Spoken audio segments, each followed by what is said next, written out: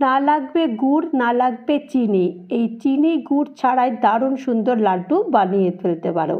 তো এই লাড্ডু বানাবার জন্য প্রথমেই ঘি গরম করে নিয়ে তারপরে এর মধ্যে আমন্ড নিয়েছি, আমন্ডগুলো একটু ভালো করে ভেজে নিয়েছি। আমন্ড ভাজার পর তারপরে এখানে কাজু নিয়েছি, কাজুগুলো ভালো করে একটুখানি ভেজে নিয়েছি। কাজু ভাজার পর তারপরে এখানে আখরোট ছিল, আখরোটটাও এরকম হালকা হালকা করে ভেজে নিয়েছি।